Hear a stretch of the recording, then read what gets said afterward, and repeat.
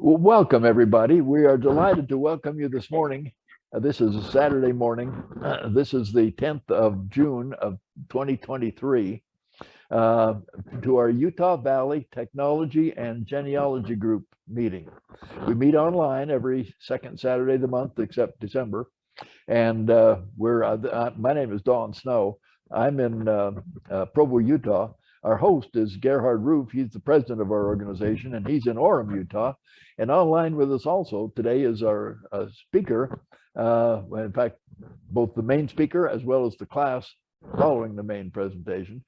Michael Strass is the main speaker, and Carol Hill will do the class for us afterwards. We'll tell you just a little bit about the Utah Valley Technology and Genealogy Group. We've been in existence for 33 years now. We used to be the old Utah Valley PAF Users Group, and we changed the name many years ago when we were dealing with a lot of other technology. We meet online. We used to meet in person, but when COVID hit, we were already meeting online partially. So we went to completely online, and that's where we are now. We hope to go back to person, but we may not be able to. So in the meantime, we're online on our regular basis. We have a newsletter, which you're welcome to ask for a copy of if you're not a member. If you are a member, you receive that via email, and it's a wonderful collection of articles and information about family history and genealogy, and particularly for the Church of Jesus Christ of Latter-day Saints, for the temple and family history consultants. On our website, uvtagg.org, you'll find a place there that you can click if you'd like to receive a copy of a sample copy of our newsletter. If you want to join us, it's only $15 a year, and you receive the newsletters as well as other results. We are online today. Our Saturday meetings, we are online on Zoom, and if you're a member of the group, you can join with us on Zoom, which is more interactive. However, it's also being broadcast on Facebook, and some of you may be watching this on Facebook, and you may be not with us today. You may be watching this 6 or 8 months from now. So the classes are still online that are available for you to watch later on. There will be a handout for today's presentation. That will be on the comments section of the Facebook, and in the Zoom, the chat section of the Zoom, and there'll be a link there that you can click to download it. I think that's enough of the commercial aspects. Let's introduce let's have a prayer first. In fact, our standard feature is to start with a prayer, and I'm going to offer that myself today. Our Heavenly Father, we are grateful to be gathered together today remotely, and with some of us here in Utah and others elsewhere around the world. We pray for the Spirit to be with us, that the technology will work well, that will bless our speakers and our class, the main speaker, our class leader, that they'll be able to perform to their best abilities, and that they'll help us with information that will help us with our own family history. We pray for the Spirit to be with us, to guide and help and direct us in what we need to do and how to do it. And we do this, and we say this now in the name of Jesus Christ. Amen. Okay, now let me introduce Michael Strass. Michael Strass is an AG, that's accredited genealogist. And he's working on a master's degree, he told me just a few minutes ago, which he'll have soon, through the University of Massachusetts, which is a wonderful school. He's an expert in military records. He does military reenactments, even for Civil War, when you can meet in person, which we hope to have him do sometime when we can get back to in-person meetings. He's a licensed investigator, and testifies in expert testimony in various cases in various states around the United States. He's from the East and Virginia originally, but now he lives out here in Utah. He lives in Utah County. He works for Ancestry, doing genealogy research and in charge of groups of progenealogists. He's well qualified, has excellent backgrounds and information on military history. And today we're delighted to have him talk to us about the military history, but which happened because of the First World War with the Spanish influenza. Well, we call it Spanish influenza, but it came from America. He's going to tell us today about the 1918 influenza epidemic and what happened at that epidemic. If you have questions or comments, you can make the comments in chat, and he'll hold the questions until toward the end, unless it's something that needs to be brought up right then that it's not coming through or something, or type into the comments on Facebook. And if you're from elsewhere, from other than Utah, well, even from Utah, we'd be interested to know where you're from, so that you can just let us know, just type in, say hello from wherever you're from. Michael Strass, let's turn the time over to you now to tell us about the 1918 influenza epidemic. All right, thank you, Don. And guessing you can see my screen all right? We can. Yes. All right. Well, thank you for that kind introduction. And I do want to thank UV Tag for the invitation to come and present to the group this morning. I do appreciate it. This is a topic, of course, that I've studied intently over the last number of years. And even before our own pandemic, I had an interest in this topic more than a decade now. And it is a timely topic only because, you know, we are kind of experiencing some of the same things that happened 100 years ago. You know, how history more or less repeats itself in some aspects. I do like to start my lectures out with something visual. I think that's important. I think it's critical to understanding our topic a little bit better. This is a group of Red Cross nurses in St. Louis, Missouri. And they are obviously readying to carry those that are sick from the influenza.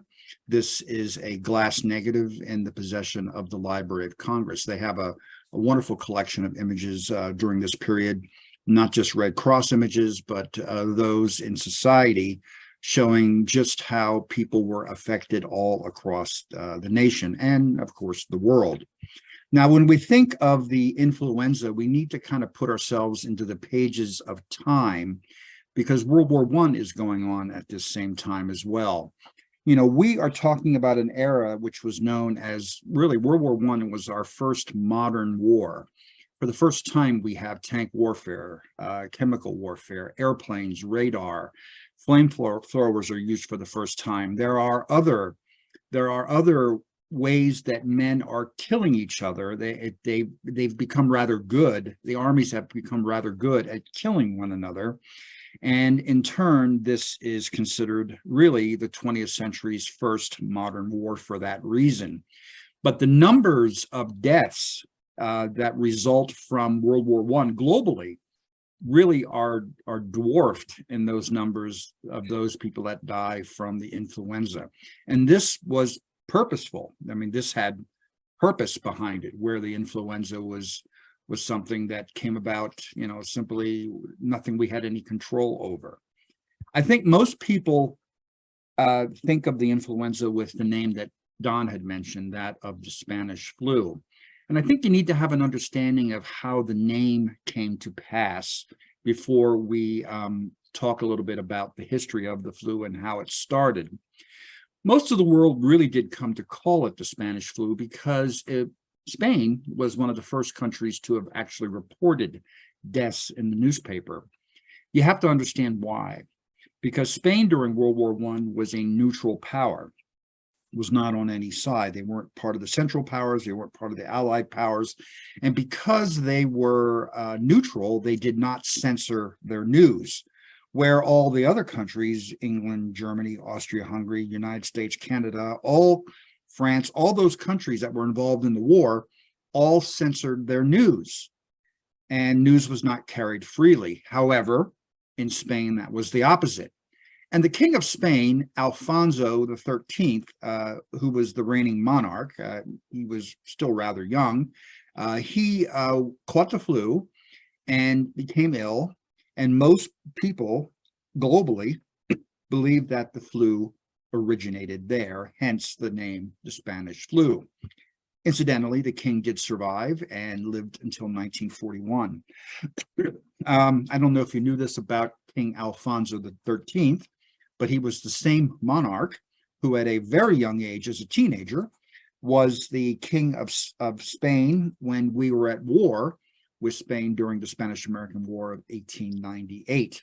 His mother was of course the regent, but he was the reigning monarch at the time. So we see him in the picture of history not once but twice, even years earlier. Now, there is some mystery that surrounds the origins of the flu. Some researchers have suggested that the flu began at a British Army base, pronounced ETOP in France. What did happen there that is known to history is that there was a series of mutinies that occurred there by soldiers of the British Army, but there was no evidence to support the fact that the flu began there. Most recently, there was another hypothesis that suggested that the flu started somewhere in China in the latter part of 1917 before moving to Europe. How interesting with the one pandemic we have now, we have that same, well, that's not a theory, we pretty much accept the fact that it did start in China for our pandemic, but that's not the first time we heard that.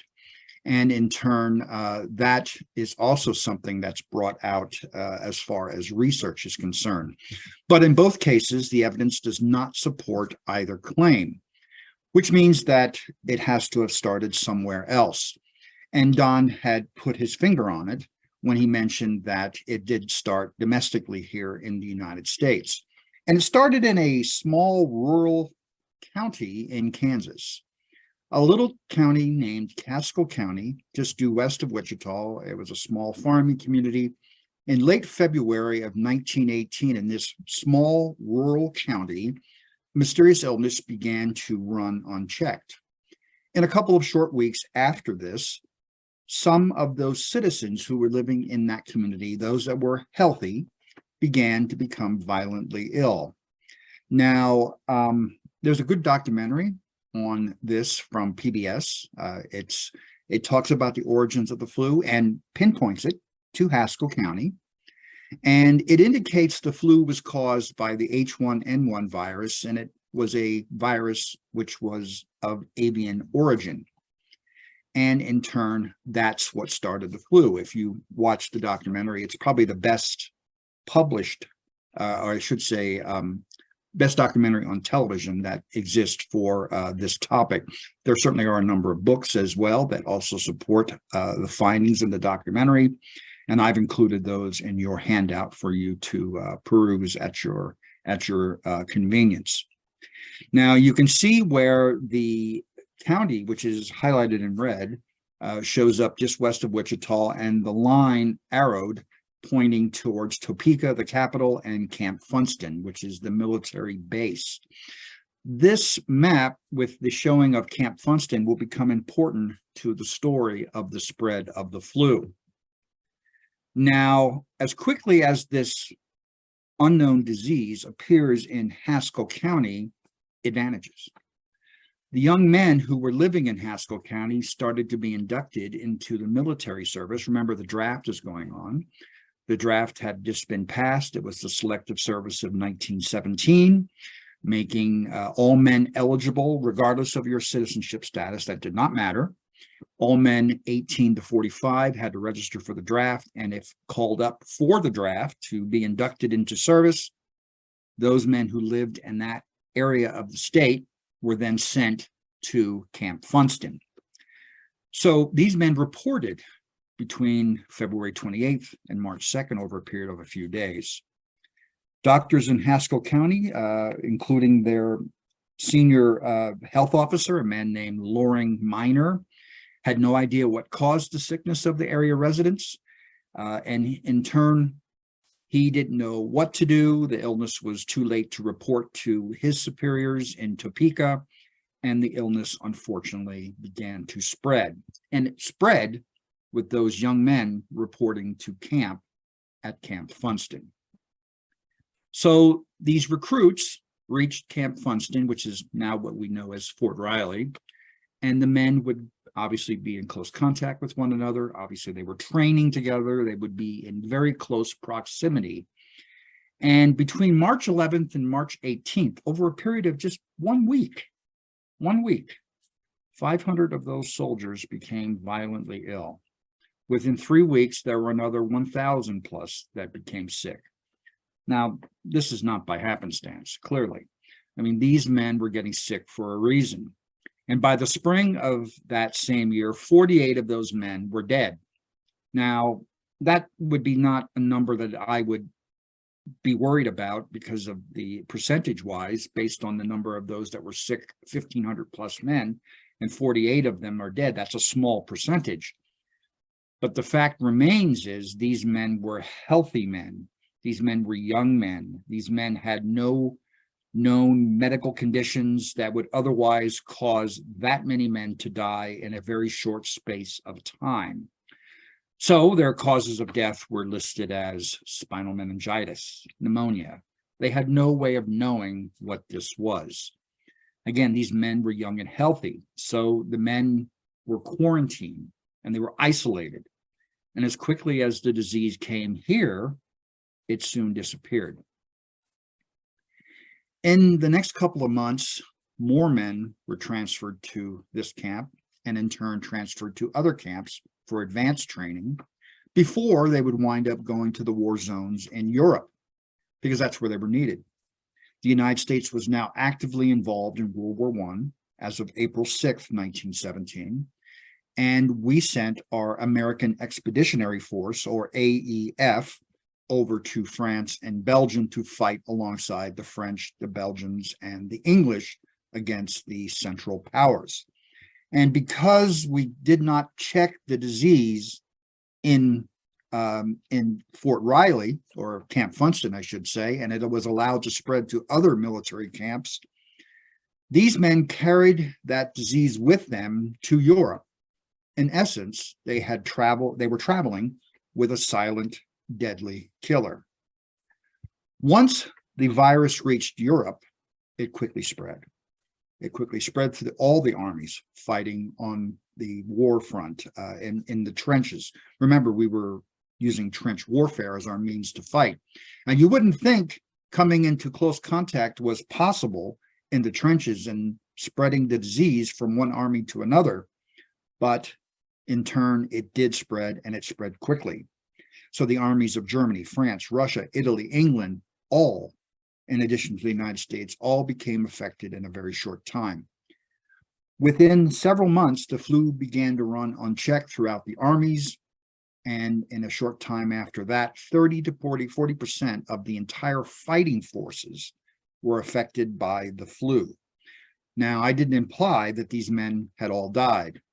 I'm only simply saying that these men became sick, of which a number of them did die, but still were out of commission and unable to fight due to their sickness. So that's a sizable force of men who really are sick and essentially are now non-combatants because they cannot fight effectively in this war. The flu does eventually make its way back to the United States, where it becomes worse. And this is reported for the first time. I'm sure it happened before, but the first reported case occurs in the summer of 1918, when a luxury liner arrives in the port of New York, and there are 21 cases of influenza that are reported on board that vessel. 5 of the passengers of those 21 die from the sickness. This is really one of the earliest cases that is reported. The strain that first appeared in Kansas in February and March was rather mild. Again, it came and disappeared rather quickly. However, this strain, which is the second strain, is much stronger. It's more deadly.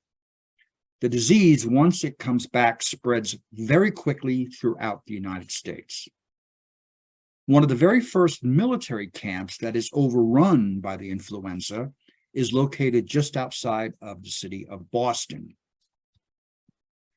That camp was Camp Devens.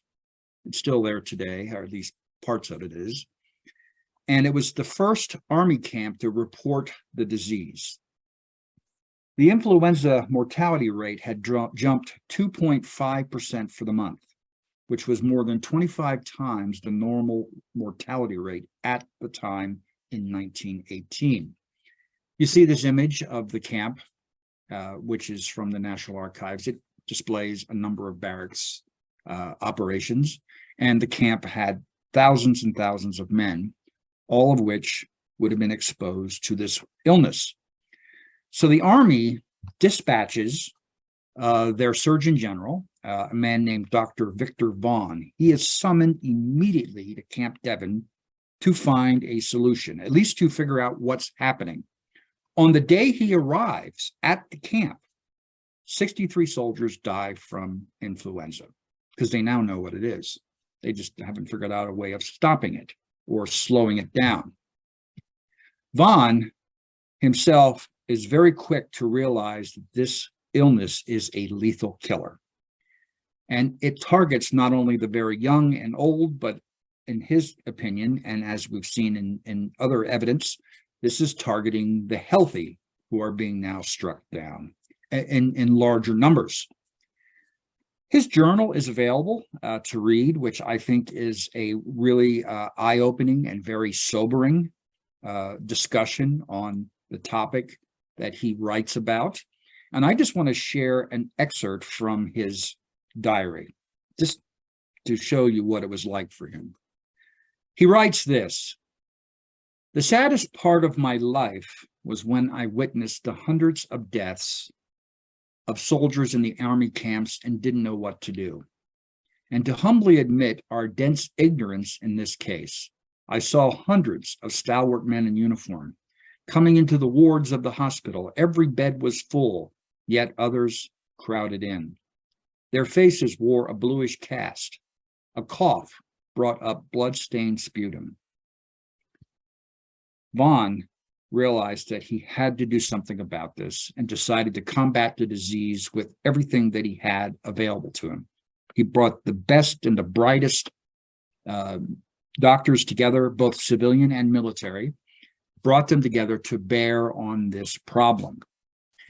Now, you got to hear Vaughn's words, but I also want you to hear the words of someone else in Europe who had not come back to the United States, but had received word that one of their loved ones had become ill with the flu. I don't know if you recognize the image, but this is a very young Captain Harry S. Truman, who, of course, later becomes president after Franklin Roosevelt dies while in office. He wrote a letter, and by the way, he was in the 129th Field Artillery, part of the AEF, so he was in combat, and he was in heavy combat. And if you read the letters of the words of his letter here, he writes it from near Verdun, which was the site of a major battle during the war in which the United States and his unit had participated. And he wrote this in January of 1919.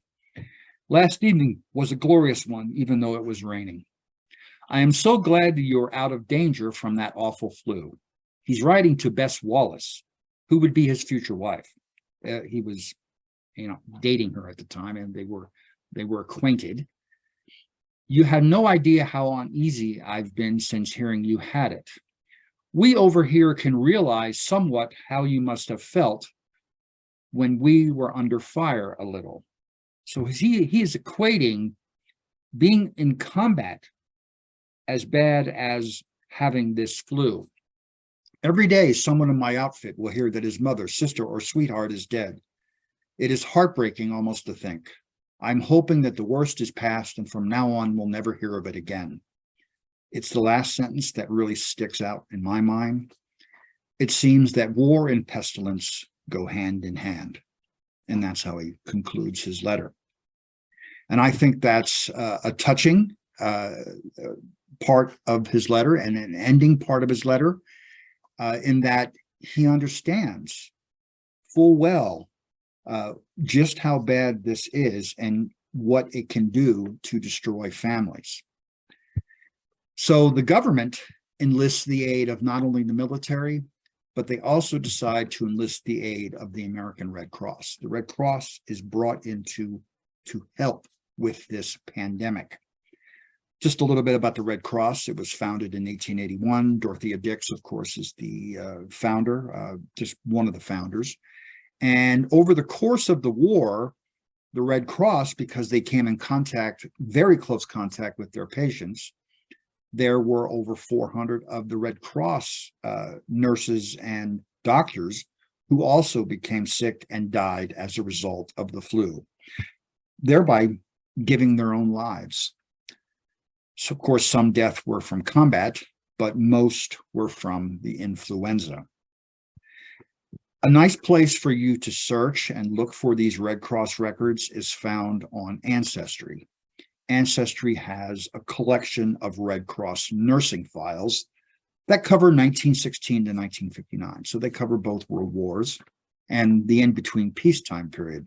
But for our period during the influenza, they're critical to examine these records to know and understand exactly who served, where and when they served, and some of their background information. So the example you see here is a nurse, Mrs. John Franklin Allen, giving you her birth date, birthplace, her education prior to getting into nursing and joining the Red Cross, and her badge number.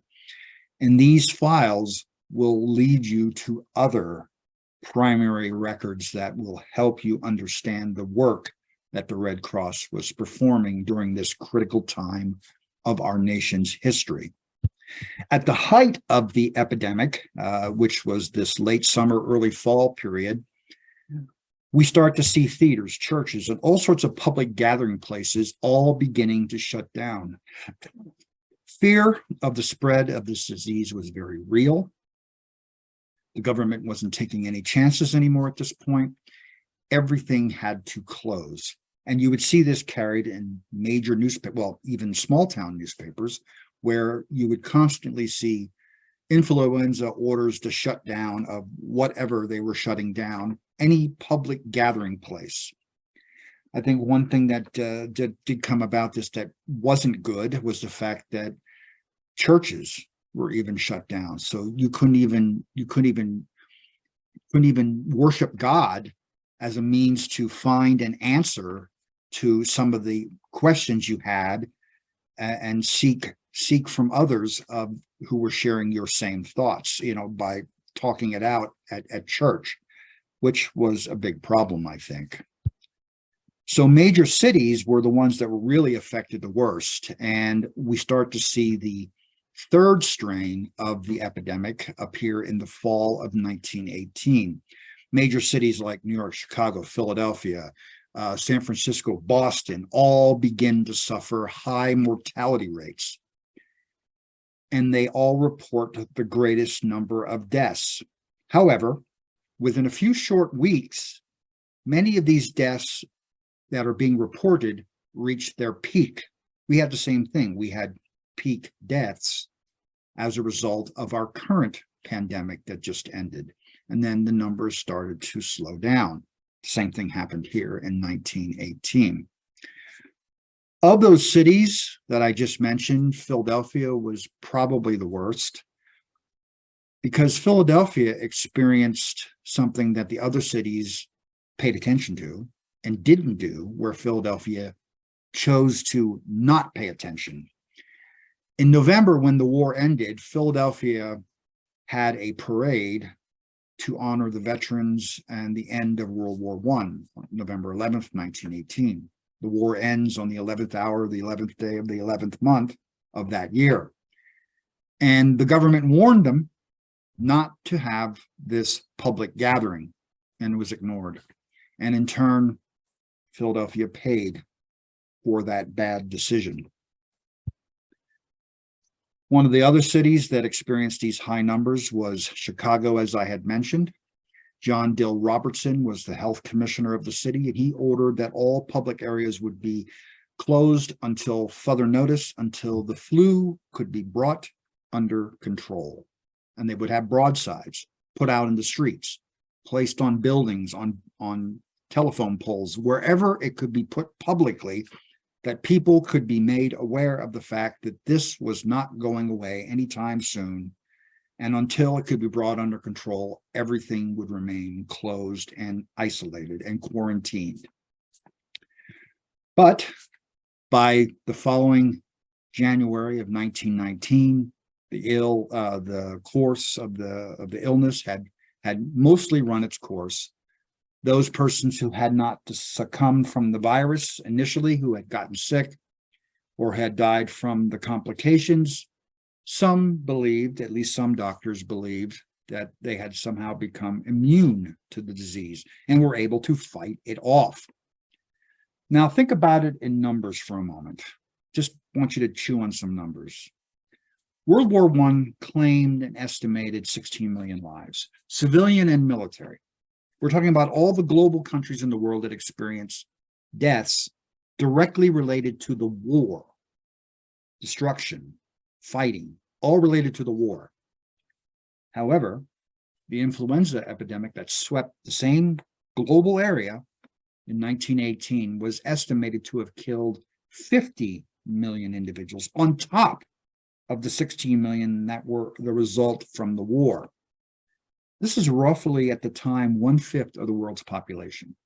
That is a significant number of deaths due to this pandemic. It killed more people within 10 months than any other recorded illness in history. Now, we here in the United States, even before it began in that February of 1918, influenza was nothing new. We had heard about it. We knew something about it. And there was an outbreak of the influenza in the 1890s that had occurred in the United States, but it was mild, so mild that it didn't really make national news. This was different. This illness was completely different than the one that had been experienced 30 years earlier. So influenza was around, and there was basic understanding of it. But when this came about, it completely put everything off the charts. If we look a little closer at the military numbers, we can get an idea of what their losses were due to the illness overall. Now, I'm only talking about the United States, of course. So more than 4.7 million men were inducted into the military, whether you were regular Army, National Guard that was federalized, or you were National Army. National Army is a nice way of saying you were drafted or conscripted. Those numbers equaled together 4.7 million men under arms. 116,000 deaths were reported, roughly, overall in the military during the war. When you broke them down to two groups, those from the war versus only those from the influenza, the numbers are 63,000 men due to deaths from the war and 53,000 due to the influenza epidemic. Now, the numbers are not exactly 50-50, but still it's a significant number of deaths that occurred due to the pandemic, even on the military scene. I love this image here. This is one from the National Archives. It's showing a soldier being treated at Love Field in Dallas. It was believed, at least by some doctors, that if you sprayed your throat with it's like taking mouthwash, some sort of like mouthwash sort of concoction, and spraying it into your mouth, it was a preventative treatment against influenza. Of course, this proved to be false. If anything, it just made your breath smell better. But it didn't do anything to stop the influenza. So let's talk a little bit about, as we end our time out together, let's just spend a little time talking about some of the records. You know, you know about the pandemic, but you want to document those that were part of the pandemic, those that experienced the pandemic. There's two sides of this coin. We're going to look at the civilian side and the military side, and I'll give you some examples. in our remaining time. So if you're looking at civilian records, you're going to want to look at death certificates, coroner records, city directories, newspapers, court records. All of these records have the potential of keeping and maintaining information about those who either died or those who suffered as a result of the pandemic. Let's look at a couple of them. Of course, one excellent source that we all use, I think, as genealogists is, we all learn about using vital records. I mean, it was one of the first things I learned about when I started in 12 years old in 1977. You can see here on this death certificate, it looks like a normal death certificate. And the cause of death, of course, was listed here as influenza for Clayton Lyme, who died in October of 1918. His death was reported during the third strain, the highest strain of the pandemic, where lots of people were dying as a result of that. You'll certainly want to look at coroner records. These are going to be available locally where the jurisdiction was, where your family was living at the time of the pandemic. So you'll have to go to your local county records for this. So just to recap on what these records are, a coroner record is something that is recorded when someone dies from an unknown cause, or where the person dies without a physician in attendance at the time of death. And a coroner is then summoned, and then a medical examination file is opened. So you'll need to look at these records. Please avail yourself of these records, as they are an important part of your research process. Again, consult your local jurisdiction. I find a very often underused source, but overlooked, is at least for this topic, is that of the city directories. I don't know if you are aware of this, but city directories, not all of them, but a number of them contain death dates and can provide you information about someone that you might not find readily or as easily in another location. Here's an example. This is the 1918 Rochester, New York city directory. A normal looking city directory, nothing fancy about it. And you're looking at the family that I've highlighted at the very bottom, Walter Knight and his wife, Marcella. He's a plumber. Their address was 1458 East Main Street in the city of Rochester in Monroe County, New York. You can see him highlighted there at the bottom. The 1919 directory, which would, of course, take into account the previous year, recorded that Walter Knight had died October 16th of 1918. Again, this is an excellent source, but this does not imply that he died from the influenza.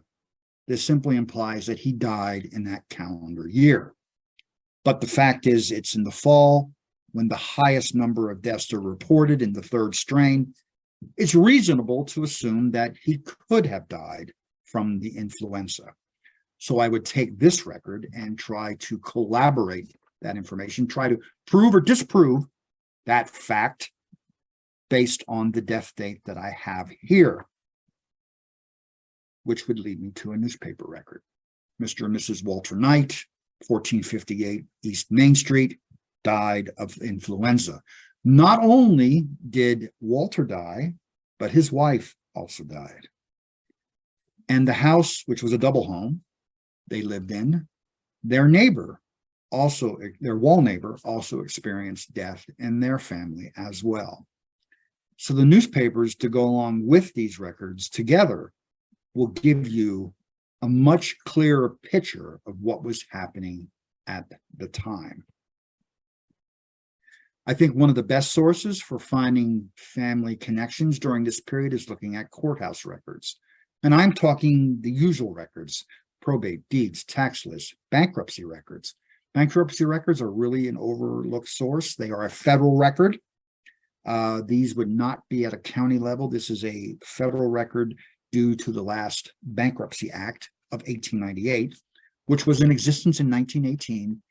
This was before what was called the Chandler Act, which was an amendment to that 1898 Act. And this, for you to go to these places to look, what would be your reasoning? The reasoning is simple. You are going to a location and looking at a set of records for families that were affected by the epidemic. If the husband of the family died as a result of the pandemic, there's a likelihood there may be a probate file. Maybe not a will, but a letters of administration. Or due to the fact that someone in the family died, there may have been a changing in property, which would provide you information. Or if the family lost, their main source of income and were unable to take care of themselves financially, they may have filed bankruptcy. All of these records, you wouldn't think on the exterior would have any real bearing on the pandemic, but the pandemic in turn affected all these other records. So I would not end my search simply by looking at the main collection of records. I'd go way beyond looking at the court records. Now let's look at the other side of the coin I had mentioned, about those deaths that would have been reported in the military. I love this image from the archives. This is a group of soldiers from the 39th United States Infantry. They are ready to embark to France. This was actually taken in Seattle. So these men would actually go through the canal and then eventually to the war zone by boat, by troop transport ship. And these men, as you noticed, are all wearing masks. All the men are wearing masks, which was something that was given to all the men as part of their uniform, at least during the height of the pandemic. There are official military personnel files. There are mortuary or casualty files. There are mourning reports, troop manifests. These are ship records, headstone applications, the Gold Star Mother records, and I wouldn't rule out hospital records due to the military. Now, I don't have time to go over all of them, but I thought I'd highlight a couple of them, at least share with you those records, at least give you some examples to work with. Now, the first two records, or I should say the first three records, are actually located in the National Personnel Records Center in St. Louis, Missouri. These are where the official military personnel files are kept. So the service files are the members of the military, and those that died in the military are also kept there, in addition to the mourning reports. Now, this is the facility in St. Louis, what it looks like today, the main entrance, and the research room is off to the right. Now, the pandemic closed it down for a very long time, and they got very backlogged with their work. They're now open again. As a patron, you can access the records one of three ways. You can either visit there in person, but you have to have an appointment. They need to know you're coming, and you make the appointment and you show up. And then whatever records you request will be ready for you because you request them in advance. You can employ an independent researcher. They'll provide you a list of names. Or the third and final option, which is the longest, I might add, is that of submitting a written request. I personally would not choose that one because it just simply takes too long. Now, you need to know what records are available to you, and is there any restriction? Well, due to the year of World War I, there is no restriction on any of these records. So the records at the National Archives become archival 62 years after the separation or death of the soldier at the time that they had served. So 62 years brings us back to 1961. So anyone who was discharged today's date, June, whatever it is, June 10th, 1961, anybody after that date discharged is not considered public record. It's considered private. Well, at least parts of it is. And anyone before that is fine. You don't even have to be related. So World War I, the punitive expedition of 1916 that preceded it, World War II and Korea are all public records. And yes, Don, we can even request your Korean War Navy service and don't have to be related to you. So yours is archival. So just to let you know that. So those records are all available. But what you need to know about the military personnel files, at least, that the casualty files did not have, was that these records were affected by the fire. The fire I'm referring to was on July 12th, 1973. It was disastrous. Between 16 and 18 million files. They don't even have an exact number. They're just guessing. Official military personnel files were damaged or destroyed due to the fire. The Army took the brunt of it. 80% of those files for men discharged 1912 to 1960. That's 4 out of every 5 on average. And then Air Force personnel. The Air Force was created in 1947. That's why the date starts there. And that affected those as well. I think you need to see what it looked like after the fire, just to give you an idea how bad this was. These are images from the archives showing you just how bad the fire was. And those records had to be reconstructed. And they did a fairly good job of doing that and created reconstructed records as a result of it. But it wasn't enough.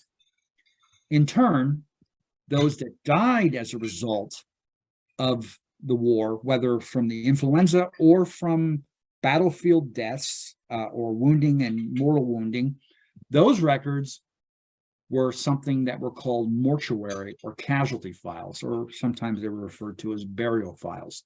Don't confuse these with the OMPFs, the official military personnel file. They are not the same. The common denominator is you had to have died while in service. No matter what the cause, you had to have died. Later on, these records become known as IDPF files, individual deceased personnel files. The Army has the largest collection. So all of these are intact. They were not affected by the fire. They're at the National Personnel Records Center. They have the name of the veteran, his military unit, rank, date of location, and place of death, any sort of temporary burial, the medical records of the veteran. All of that is included in the file. This is especially wonderful. Well, not wonderful that someone died, but wonderful that the record survived, especially if the OMPF did not survive. So you have a backup that you can work with at least. The other record that I wanted to talk to you about from that is really pertinent to this period, the last two were the troop ship manifests. These provide a complete listing of personnel, including civilians, who traveled overseas to France and returned back to the United States. The originals are at College Park, Maryland, which is Archives 2, as we call it today, and they're located in Record Group 92. The manifest ship records contain minimal information, but it puts your ancestor at the right place and time. The name of the soldier, their military rank, their service number, their company, their regiment, any unit information, and their next of kin are listed. For our interest in the pandemic, even those soldiers that had died as a result of the pandemic in Europe, not combat deaths, them also obviously, but even those who died from the pandemic, if their bodies were brought back to the United States, in other words, repatriated, they would also be included on the troop ship manifest. Their names would be listed as if they were living passengers. They are also included on this list. Here's an example. This is Private Walter Smith, Battery A of the 310th Field Artillery. This is a group of men that were all transported on the United States Army transport ship, the Wheaton. The date is 1920. These men were all disinterred in Europe in temporary graves. The entire list of every passenger on this ship were all deceased. They came over in coffins. Every individual here had died, either from the pandemic or from combat due to the war. His was due to influenza. You can see him highlighted here. Private Walter H. Smith, his service number, his military unit. The address for the nearest relative was left blank, and it was purposeful because the man was not alive anymore. The last set of records that I wanted to highlight were those of Army hospital records. These are a major collection of records. Even if your family member contracted influenza but didn't die as a result of influenza, they would still be listed in an Army medical record at an Army military base or a military base. The Navy, the Marine Corps, the Coast Guard all had military medical bases as well. You'd have to go to the individual branch. But all of the Army's records, at least, which are the largest of all of them that are extant, this is a base record of patients in the South Beach Hospital in Lincoln, Oregon. And the archives has not only the record of those patients, which is a very big volume of records, just page after page after page of patients that were admitted and the cause of their being admitted, but the archives also has numerous images showing you where the hospital was, some of the staff that worked there, even the dog that was part of the base, as you can see on the lower right photograph. Here's just one page of many pages from this hospital record.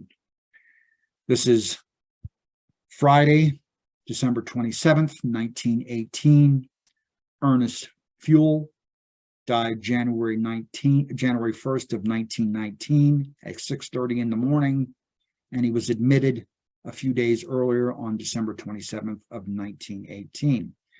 Now, it says that his death was caused by an observation of a rash, but when you read his death certificate, it also said his contributing factor was influenza. As you can see, looking on the page, every other patient here on this page is listed as going in for influenza. All those that you see in red ink all died, and the time of death that the death had occurred. But it does provide you the detailed information you need to get his casualty or mortuary file from St. Louis, his service number, his military unit, the date he was admitted, the date he died. And again, all of that information is provided in this one-page record. I kind of like to end out and just kind of talk to you at the very end here how this flu, over the course of its life, did not discriminate. Not at all. It hit rural and urban areas worldwide with equal fury, with the largest subset of individuals that were young, healthy adults that were hit hardest from the groups of people from this illness. 25% of the United States population was attacked due to the pandemic. In turn, the life expectancy in the United States would drop right afterwards, dropped for 12 years. It affected it for 12 years. It took years for this number to recover. I think this image from the Library of Congress is a fitting way to end how this flu did not discriminate. You can see that coffins were in large demand. Anytime you experience large numbers of deaths, it could be a battlefield like Gettysburg. I remember reading that shortly after the Battle of Gettysburg, when the Army came in to bury the dead, even Confederates, there was not enough coffins to go around, and they had to bury men in mass graves until they could figure out what to do later and disinter them and give them individual burials at that point. The same thing held true here. They could not make coffins fast enough. And this image just displays how bad that really was. I know we have a few minutes left over, at least 6 or 7 minutes, I'm thinking, before the next presenter. And I thought I would end here. I'll stop sharing my screen. And Don, if you want to come back on, or okay. That's wonderful, the information. My dad was in the First World War in 1917, 18. He stayed in France after the First World War, excuse me, to attend the Sorbonne University for a little bit. And I never remember him talking about the influenza or any of the problems. He did have, when he got back, all the rest of his life, he had asthma and hay fever. And I wonder if that could have been related to some of this influenza stuff. Yeah, that I couldn't tell you for certain. I mean, I'm obviously a genealogist, not a doctor, Yeah. and I don't play a doctor. So, I mean, I just kind of give you the facts, what you know, what I've learned and what has been written about it. But as far as something that deep in the weeds, as far as, I mean, even now, I mean, the term that we use now is what, that long COVID. I mean, there's so many things that we don't even understand. That's even right. Of, Yeah. breathing problems or respiratory issues that we still have yet to uncover due to this pandemic, which was nothing in comparison with the 100 years ago, Yeah. just in sheer numbers. Yeah. Really staggering, the numbers that you've quoted as to what happened in the 1980s. And that's very public information. Are there any other questions? Anything on Facebook, Carol or I Gerhard? have one while we're waiting for questions to be posted. Michael, I had my wife's grandfather on the mother's side died in 1918 of the influenza. I'm wondering, to what extent in your experience you've seen mention of the cause of death in probate records or other types of records, like the bankruptcy records you mentioned. How many, is that sporadic that they would mention that, or do they mention it at all? Yeah, they're not going to mention the exact cause of death in those records, only because they weren't pertinent to the information being asked. I mean, they're going to record the death date, they'll record the address, those sort of things. It would be up to us to figure out, and some probate records would contain a death certificate as part of a copy of the file. There you would get the cause of death. But on a normal circumstance, they're not going to record the reason why someone died, just that their lives were affected by the pandemic. I guess you'd be more likely to find a cause of death in a death notice or a obituary in the newspaper. Absolutely. Right, which is what I shared with you with Walter Knight. Yeah. But even there, often, unless it's an unusual situation, they frequently don't mention cause of death in the newspaper. Well, Yeah, remember, okay. we're talking about a different time. We're talking about a time when it was more acceptable to talk about why someone died. I mean, there was a lot more information was passed more freely, I think, in the newspapers, and it's more private today, I think, for lots of reasons. I have one comment over from the Facebook side from Eva. She says, very interesting. Thank you for the pictures of the St. Louis fire. My father's World War I records were lost, which was disappointing to learn. The pictures helped to understand the severity of the fire. It was bad. Yeah, I wasn't aware of the date myself. I had sent to the center for my military records, and what they sent me back, there's nothing. They didn't even have my DD 214. I was discharged in the year after the fire in March of 74. So they had trouble finding any records on my service. You were Army then, right? I was Army, yeah, that's right. Yeah. You see, Navy, Coast Guard, Marine Corps were unaffected by the fire. Just Army, yeah, but the fire happened before I was discharged, so I should have had something. I know there. you should have had something, at least your discharge, but maybe yeah. it affected the rest of your file somehow. Yeah, or where I served, etc. Didn't have anything. But what happened on that, Gerhard, is I just got a letter last week from when I had requested, just before the pandemic hit in 2020, I'd requested my service record, my brother's and my dad's. My brother and I were in the Navy, and I got a letter just last week from them with my brother's DD 214 discharge certificate. or discharge paper, but nothing else. And they did not say in there that they don't have it. They just said we're so far backlogged that we're having a hard time catching up. I think what I need to do is write again, because I think that they may have the information on both Dick and I actually have a copy of mine from earlier. It's still about a year and a half wait, just so you know. Yeah, I took, when I wrote about 20 years ago, it took around 8 or 9 months at that time to get a response back. Yeah. But you say a year and a half currently, Michael? Yeah, at least a year and a half. And I work with those records all the time. So at Ancestry, we employ a contractor to go in because it's the only way we can get them that faster. We have one more comment on Facebook from Rayanne. Excellent, Michael. Thank you. Thank you, I'm Ray. impressed with the extent of your research too, by the way. I've been doing it a long time. Wonderful. And okay, how's our time, Gerhard? Is it time for us to? It's 11 o'clock. There's Carol. Oh, Okay. hi.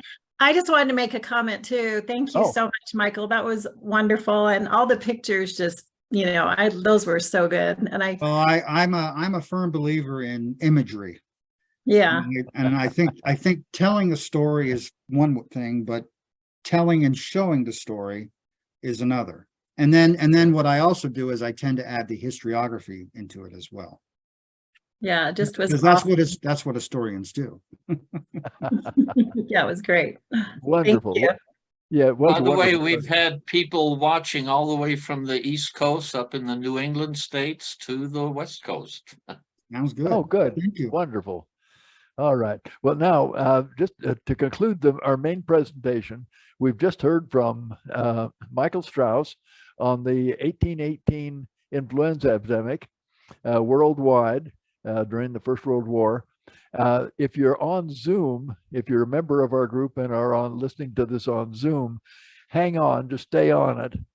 If you're on Facebook, you'll have to log off and then log back on in another few minutes, because in a few minutes we will be having our class start, and that's going to be Carol Hill, and she's going to be talking about family search and ways to upload in a correct fashion information to family search that you can post it then from a GEDCOM format. You can put it into the pieces where it belongs. So she's going to do that for the class. That'll start in about 5 or 10 minutes as soon as we get ready, and that'll last until approximately noon.